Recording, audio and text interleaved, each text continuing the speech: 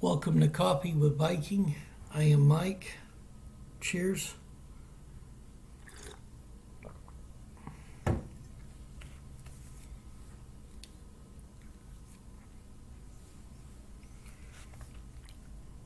The general is a lady.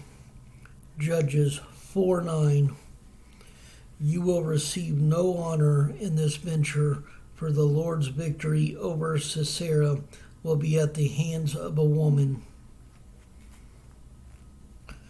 Those are the words of a prophet named Deborah, talking to a general named Barak. Deborah has just passed along God's order to Barak: assemble 10,000 fighters at Mount Tabor, and you'll defeat the invading chariot corps led by a Canaanite named Sisera. I will go, Barak replies, but only if you go with me. Deborah is no soldier. She's a wife and a prophet who was judging Israel at that time.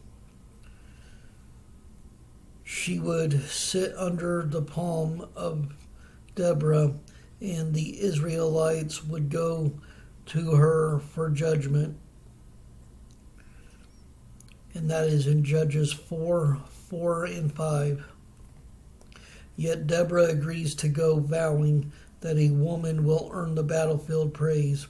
King Jabin of the Canaanite city of Hazor hears about Deborah gathering her militia.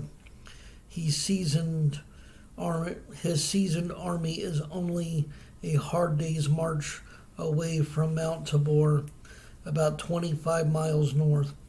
Jabin has been raiding Israel's northland for 20 years, and he apparently doesn't plan to stop anytime soon.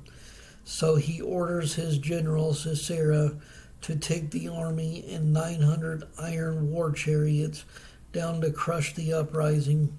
As the chariots approach Mount Tabor along the banks of the tiny Kishon River, which normally looks more like a creek than a river, a rainstorm explodes above them. Dry riverbeds called wadis funnel their fill to the Kishon, which swells into a torrent, flash flood. Deborah orders Barak to attack, and 10,000 screaming Israelites charge down the hill. Floodwater snatches and sweeps many of the enemy chariots downstream away from the battlefield, drowning the attack crews. Mud sucks in most of the other chariots, forcing crews to run for their lives. The enemy general Sisera runs too, and he keeps running until he comes to a lone herder's camp, probably miles away. Only the herder's wife, Jael, is there to greet him. She offers him milk, a fine sedative for a wasted warrior on the run. Then when Sisera falls asleep, she drives a tent peg into the side of his head.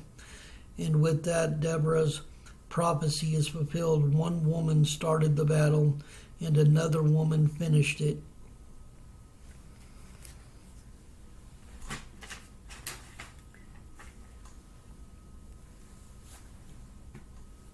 And this is just more proof God could use anyone for his plan.